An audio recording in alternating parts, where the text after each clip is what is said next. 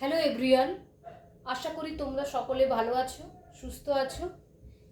এবং আজকে একটা আমি নতুন ভিডিও নিয়ে আমার ক্লাস শুরু করছি। যে ভিডিওটা হচ্ছে স্মৃতি বা মেমোরি। আগের যে ক্লাসগুলো ছিল সেখানে অন্য টপিকে আলোচনা হয়েছিল। এরপর এই যে টপিকটা সেটা কিন্তু যারা BEd DElEd or any teachers ট্রেনিংয়ের জন্য অ্যাপ্লাই করেছো বা কোনো রকম টেট পরীক্ষার জন্য, টিচার এলিজিবিলিটি টেট বা অন্য কোনো পরীক্ষার জন্য প্রিপারেশন নিচ্ছ, তাদের জন্য কিন্তু এই স্মৃতি বা মেমোরি টপিকটা খুব একটা ভাইটাল টপিক এবং এখান থেকে কিন্তু প্রচুর প্রশ্ন কিন্তু হয়ে থাকে। তো চলো আজকে আমরা এই টপিকটা নিয়ে কিছুটা আলোচনা করা যাক।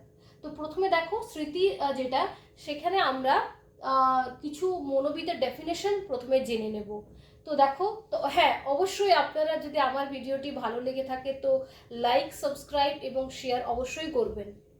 এবং যদি কোনো রকম উপদেশ বা কোনো রকম অ্যাডভাইস, কোনো রকম জিজ্ঞাসা করার বা কোনো কোয়েরি থাকে তো তোমরা অবশ্যই আমার কমেন্ট বক্সে কমেন্ট করতে পারো। এরপর দেখো স্মৃতি মেমোরি কি না, memory is the faculty of the brain. Memory is the faculty of the brain by which data or information is encoded, stored and retrieved when needed। ঠিক আছে, বাংলায় দেখো, বাংলায় উডওয়ার্থের, মনোবিদ উডওয়ার্থের দেখে একটা ডেফিনেশন আছে না, যে প্রক্রিয়ার সাহায্যে পূর্বে শেখা কোনো কাজকে একইভাবে সম্পন্ন করতে পারি তাই হলো স্মৃতি। কি বলেছে না, যে প্রক্রিয়ার সাহায্যে পূর্বে শেখা কোনো কাজকে একইভাবে সম্পন্ন করতে পারি তাকেই বলা হয় স্মৃতি।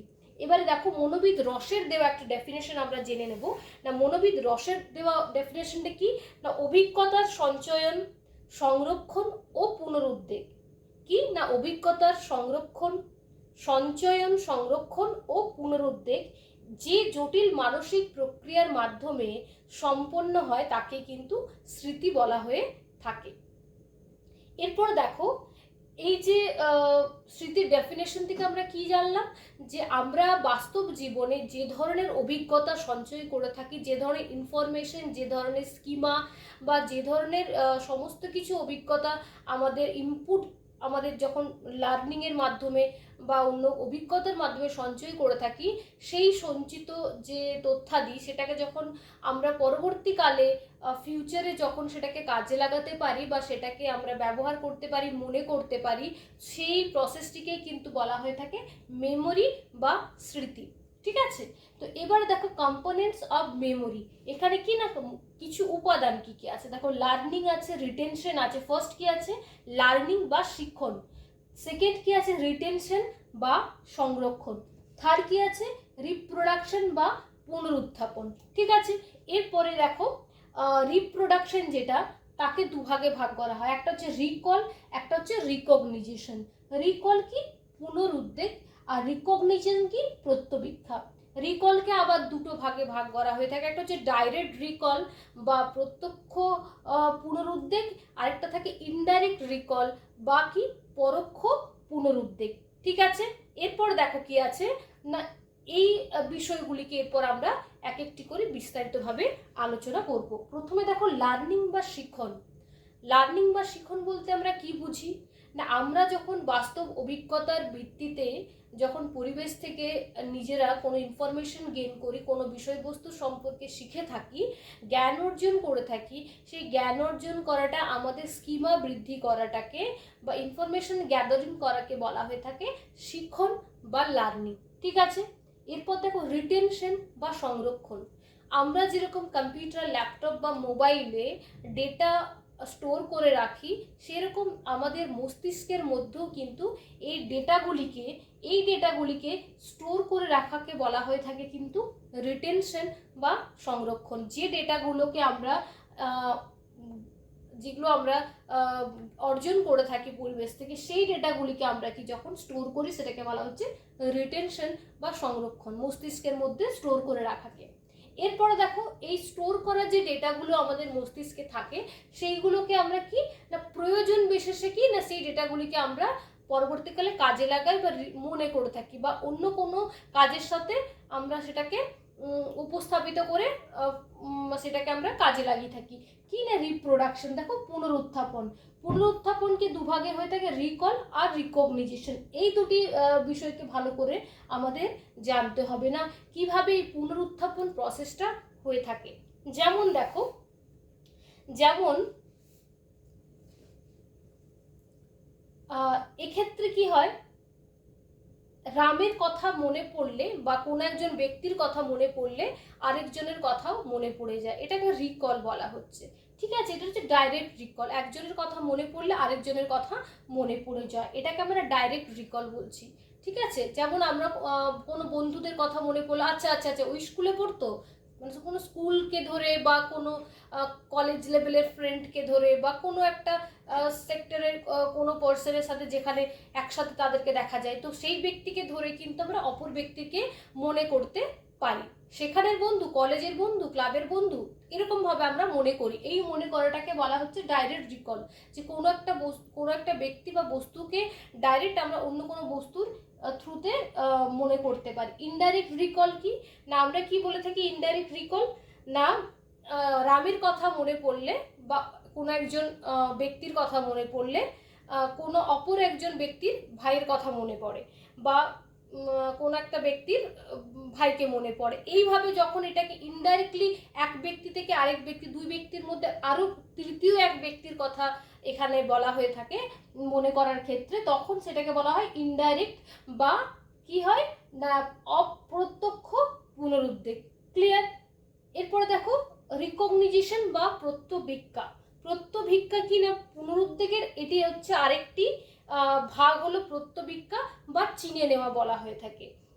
অনেক সময় কি যে আমরা কোনো অভিজ্ঞতাকে পুনরুদ্ধার করতে পারি না কিন্তু চিনে নিতে পারি। যেমন কোনো একজন বন্ধুর নাম উল্লেখ করতে গিয়ে যদি কোনো একজন কোনো একটা মনে করতে পারছি না, কিন্তু যদি কেউ একটু ধরিয়ে দেয় আচ্ছা এখানের বন্ধু বা কিছু, বা কোনো একটা হিন্ট দেওয়া বা কোনো বন্ধুর নাম ধরিয়ে দেওয়া বা কোনো জায়গার নাম বা কোনো সিচুয়েশনের পরিস্থিতির নাম যদি কেউ আমাদের মনে করিয়ে দেয়, তখন কিন্তু আমাদের মস্তিষ্কে কিন্তু সেই মনে করাটা অটোমেটিক্যালি চলে আসে। আমরা মনে করতে পারছি না, আমরা বলে থাকি কোনো একটা কাজ, আরে নামটা মনে পড়ছে না, কি যেন ছিল, তখনই অপর ব্যক্তি যখনই আমাদের সেই নামটা মনে করিয়ে দেয় যে এই ব্যক্তি, তখনই কিন্তু আমরা সাথে সাথে সেটাকে মনে করতে পারি। এটাকেই বলা হতে থাকে রিকগনিশন বা প্রত্যভিজ্ঞা। ঠিক আছে, তো এরপর দেখো তাহলে প্রত্যভিজ্ঞা বা পুনরুত্থান যেটাকে বলে, প্রত্যভিজ্ঞা বা চিনে নেওয়া যেটাকে। ঠিক আছে, তাহলে এই বিষয়টা টোটালি তোমরা মনে করতে পারবে। লার্নিং, রিটেনশন, রিপ্রোডাকশন, এই তিনটে টপিক। একটা সঞ্চয়, একটা হচ্ছে গ্যাদারিং করা নলেজ, একটাকে স্টোর করা, একটা হচ্ছে প্রডিউস করা, আউটপুট দেওয়া, এটা হচ্ছে রিপ্রোডাকশন। ক্লিয়ার? এরপর আমরা নেক্সট কোনো টপিকে দেখো চলে যাব। কি না আমাদের ক্লাসিফিকেশনটা জানতে হবে, যেটা তোমাদের মেমোরির যে ক্লাসিফিকেশন আছে সেই ক্লাসিফিকেশনটা আমাদেরকে জানতে হবে। দেখো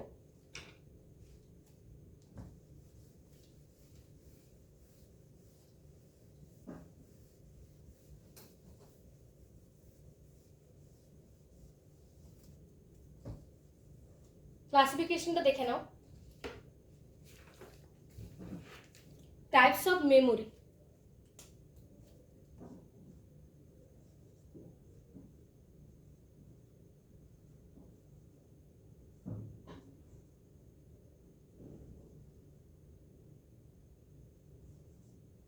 টাইপস অফ মেমোরি।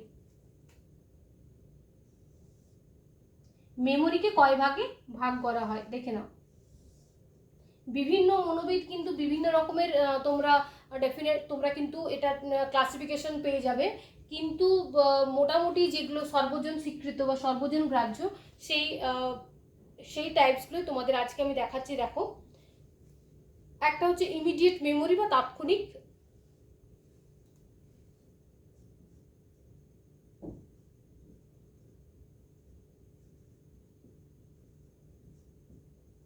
একটা কি ইমিডিয়েট বা তাৎক্ষণিক স্মৃতি। ঠিক আছে, ইমিডিয়েট মেমোরি।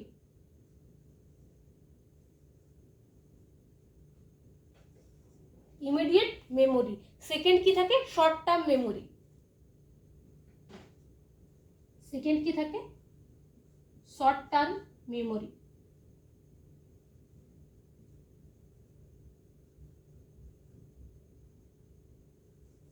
থার্ডে কি থাকে, লং টার্ম মেমোরি।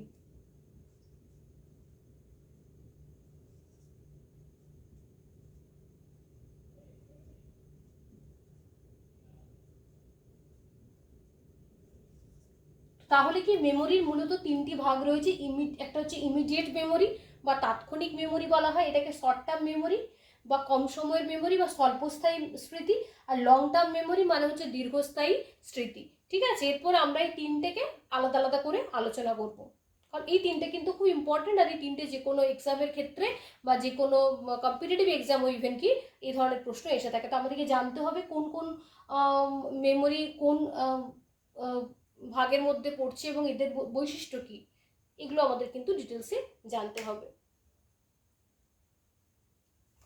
প্রথমে দেখো ইমিডিয়েট মেমোরির ব্যাপারে জানবো, বা যেটাকে আমরা কি বলি, ইমিডিয়েট মেমোরিকে কি বলবো, সেন্সরি মেমোরিও বলা হয়ে থাকে। ঠিক আছে, বা এটাকে অর সেন্সরি মেমোরি বলা হয়ে থাকে।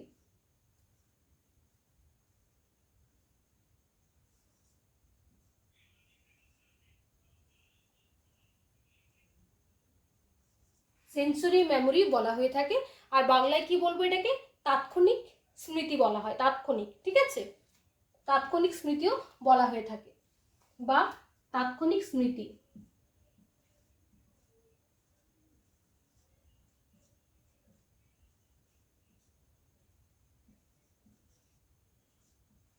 তাৎক্ষণিক স্মৃতি। তো এরপরে দেখো এই এই যে স্মৃতি বা এই যে মেমোরি, এটা এই সম্পর্কে আমরা একটু আলোচনা করব। না কি না, তাৎক্ষণিক স্মৃতি হচ্ছে কিছু শিখানোর পরেই তার পুনরুদ্বেগ। তার মানে এটাকে হচ্ছে এই যে স্মৃতি, আমরা হয়তো আজ এই মোমেন্টে কিছু শিখলাম, তারপরেই সাথে সাথে সেটাকে কিন্তু পুনরুদ্বেগ করা হয় বা রিকল করা হয়ে থাকে। ঠিক আছে, তাকেই কিন্তু বলা হয়ে থাকে, এই ধরনের স্মৃতিকে বলা হয় তাৎক্ষণিক বা সেন্সরি মেমোরি বলা হয়ে থাকে। ঠিক আছে, তো এই ধরনের স্মৃতি কি হয় না, তাৎক্ষণিক স্মৃতি হলো কোনো শিক্ষণের পরেই সাথে সাথে যেটাকে রিকল করা হয়ে থাকে, এবং এর যে টাইমটা এটা থাকে কয়েক সেকেন্ডের মধ্যে, কিন্তু আমরা এটা শেখার কয়েক সেকেন্ডের মধ্যে রিকল করে থাকি। এর যে টাইম পিরিয়ড এটা কিন্তু কয়েক সেকেন্ড মাত্র। ঠিক আছে, তাই এটাকে বলা হয় তাৎক্ষণিক স্মৃতি, কয়েক সেকেন্ড মাত্র হয়ে থাকে। নেক্সট দেখো,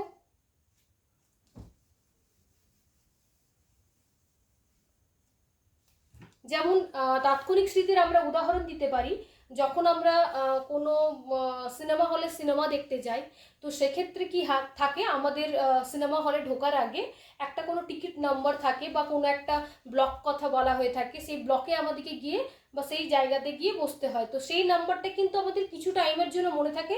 কত টাইমের জন্য মনে থাকে না, যতক্ষণ আমরা সিটটা খুঁজে পাই। ঠিক আছে, সিট খুঁজে পাওয়ার পরে আমরা যখনই সেখানে বসে পড়ি, তারপরে কিন্তু সেই নাম্বারটা আমাদের মাথা থেকে বেরিয়ে যায়, সেই নাম্বারটা কিন্তু আমরা মনে রাখার প্রয়োজন মনে করি না। তো এই ধরনের সাডেন বা যখন কোনো নাম্বার আমরা লিখে থাকি, কোনো নাম্বার আমরা কাউকে ফোন করে বলতে থাকি যে কোনো একজন পার্সনের নাম্বার, যার নাম্বার আমাদের খুব ইমিডিয়েট দরকার, তো সেই নাম্বারটা আমরা সাথে সাথে কি ফোন বুক থেকে লিখে নিই। তো সেই নাম্বারটা কিন্তু কয়েক সেকেন্ডের জন্য আমাদের মেমোরিতে থাকে। তো এরকম কয়েক সেকেন্ডের জন্য যে তথ্যগুলি আমাদের মেমোরিতে থাকে, তারপরে সেই মেমোরিটা আর আমাদের স্টোর হয় না মস্তিষ্কের মধ্যে, সেই ধরনের মেমোরিকে বলা হয়ে থাকে তাৎক্ষণিক মেমোরি। ঠিক আছে, এরপরে দেখো short term memory.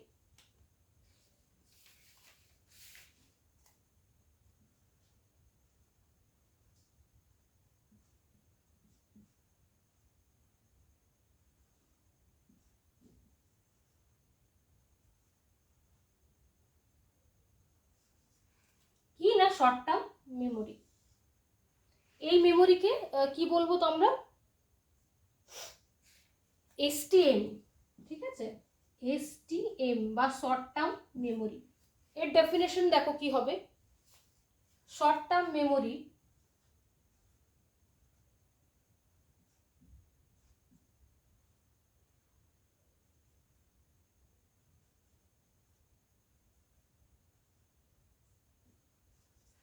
short term memory refers to which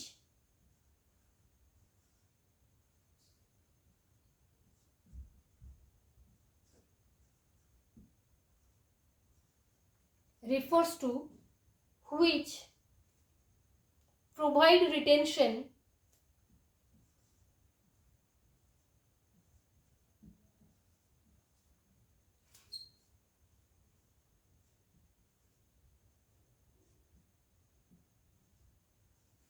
provide retention of limited amounts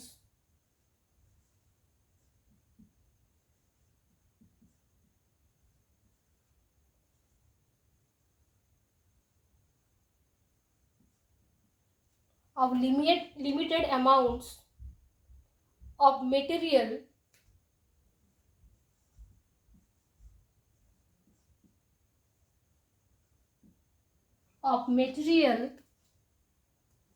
for a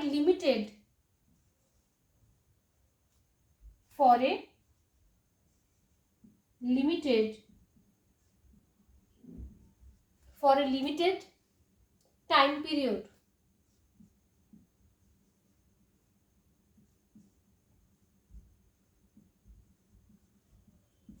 আচ্ছা, এখানে কি না শর্ট টার্ম মেমোরির ডেফিনেশন কি?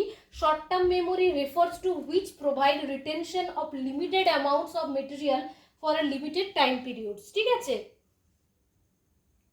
তো এখানে টাইম পিরিয়ডটা কত?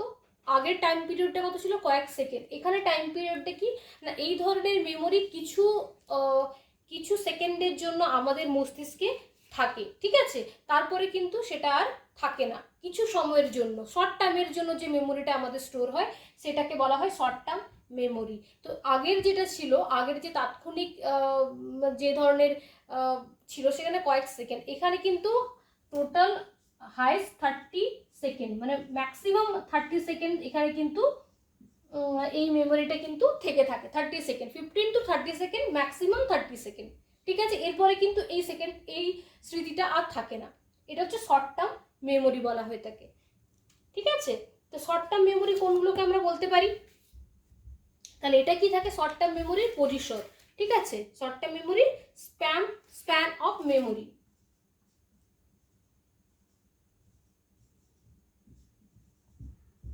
স্প্যান অফ মেমোরি এখানে 30 সেকেন্ড ম্যাক্সিমাম, এখানে 15 to 13 সেকেন্ড।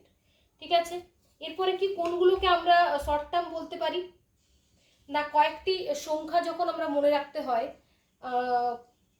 কিছু পার্টিকুলার কিছু লিমিটেড সংখ্যা থাকে যেগুলো মনে রাখার ক্ষেত্রে কিন্তু আমাদের শর্ট টার্ম মেমোরি কাজে লাগে কয়েক সেকেন্ডের জন্য। ঠিক আছে, এরপরে কি আছে? এরপরে দেখো আমরা জানবো লং টার্ম মেমোরি কোনগুলো। ঠিক আছে, তাহলে এটা হচ্ছে তাৎক্ষণিকের থেকে কিছুটা বেশি। এরপর লং টার্ম, এরপরে কি না লং টার্ম মেমোরি সম্পর্কে আমরা জানবো।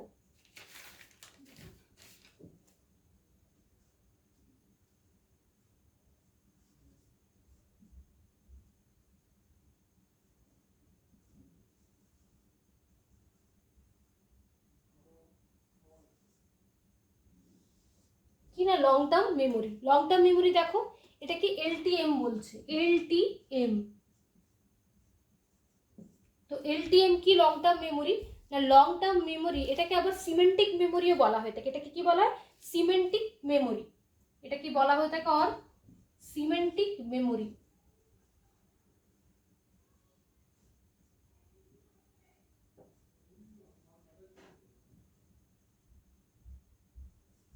এটাকে কি বলা হয়? Semantic memory. এরপর দেখো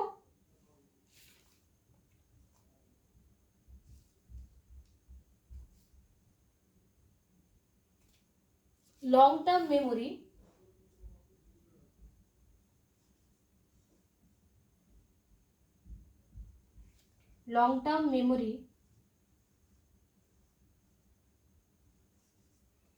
কি না long term memory in which কি না information is stored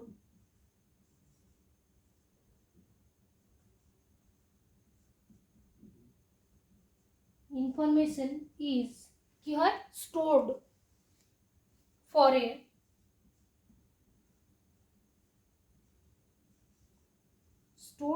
a কিসের জন্য স্টোর হয়? Long period of time,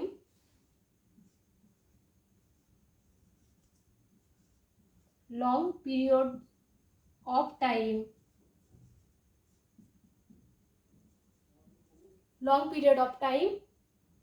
and whose capacity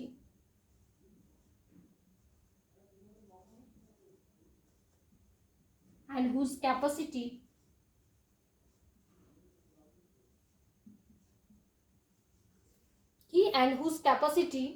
is essentially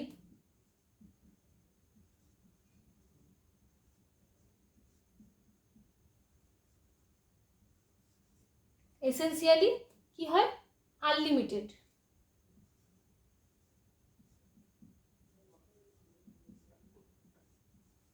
এখানে কি বলা হচ্ছে লং টার্ম মেমোরি কি, বা দেখো এলটিএম বা সিমেন্টিক মেমোরি এটাকে বলা হয়ে থাকে। লং টার্ম মেমোরি মানে দীর্ঘস্থায়ী, ঠিক আছে, দীর্ঘস্থায়ী মেমোরি। এটাকে কি বলে long term memory in which information is stored for a long period of time. এই ধরনের স্মৃতি কি একটা লং টাইমের জন্য কিন্তু সঞ্চিত হয়ে থাকে। And whose capacity is essentially unlimited, তার ক্যাপাসিটি কিন্তু আনলিমিটেড, যার ক্যাপাসিটি কিন্তু আনলিমিটেড, ঠিক আছে, তাকে বলা হয়ে থাকে কিন্তু, দেখো তাকে বলা হয়ে থাকে কিন্তু লং টার্ম মেমোরি। এরপর এই ধরনের যে সব থেকে বেশি সময় যেমন আমরা মনে করতে পারি কোনো কিছুর ধারণা কোনো এক্সামে যখন আমরা লিখে থাকি, কোনো তথ্য আগের থেকে পড়াশোনা করা থাকে যেটা আমরা এক্সামে লিখে থাকি, বা বা তোমাদের নামটা মুখস্থ করা, বা কোনো কিছুর অর্থ, মিনিং, ডেফিনেশন ইত্যাদি অনেকগুলি তথ্য, মানে অনেক টাইমের জন্য কয়েক মিনিট বা কয়েক সেকেন্ড, কয়েক মিনিট বা কয়েক ঘন্টার যে সমস্ত তথ্যগুলো আমরা মনে রাখতে পারি লং টাইমের জন্য এবং আনলিমিটেড ওয়েতে, তখন সেটাকে আমরা বলবো লং টার্ম মেমোরি। ক্লিয়ার? তাহলে আজকে আমরা যে টপিকগুলো নিয়ে আলোচনা করলাম, প্রথম আজকে আলোচনা হলো আমাদের যেটা ডেফিনেশন, মেমোরির ডেফিনেশনের ওপরে। নেক্সট কি না কম্পোনেন্টস অফ মেমোরি, ঠিক আছে, যেখানে লার্নিং, তারপর স্টোর করা, তারপর যেটাকে আমাদের পুনরুদ্বেগ করা, এই তিনটে বিষয়ের উপর কিন্তু আমরা জানলাম। তারপরে কি না ওইগুলি আলোচনা করার পরে আমরা করলাম টাইপস অফ মেমোরি, যেটাতে হচ্ছে তোমার সেন্সরি একটা থাকে, তোমাদের সেন্সরি বা যেটা তাৎক্ষণিক মেমোরি, সেকেন্ড ছিল শর্ট টার্ম মেমোরি, আর থার্ড ছিল লং টার্ম মেমোরি। এই তিনটে বিষয় নিয়ে আলোচনা করলাম। আজকের আমার এই ক্লাসটি নিয়ে যদি তোমাদের কোনো রকম কোয়েরি বা কোনো রকম কোয়েশ্চেন থাকে, তোমরা অবশ্যই কমেন্ট বক্সে কমেন্ট করো। আর কোনো রকম উপদেশ থাকলে বা কোনো রকম অ্যাডভাইস থাকলে অবশ্যই সেটাও জানাও। আর যদি তোমাদের আমার ভিডিওগুলি ভালো লেগে থাকে, অবশ্যই তোমরা লাইক, সাবস্ক্রাইব এবং শেয়ার করো সবাইকে, যাতে এই ভিডিওগুলি আরও অন্যরাও দেখার সুযোগ পায়। তোমরা ভালো থেকো, সুস্থ থেকো সবাই, আর ভালো থেকো সবাই। আজকের মতন এখানে।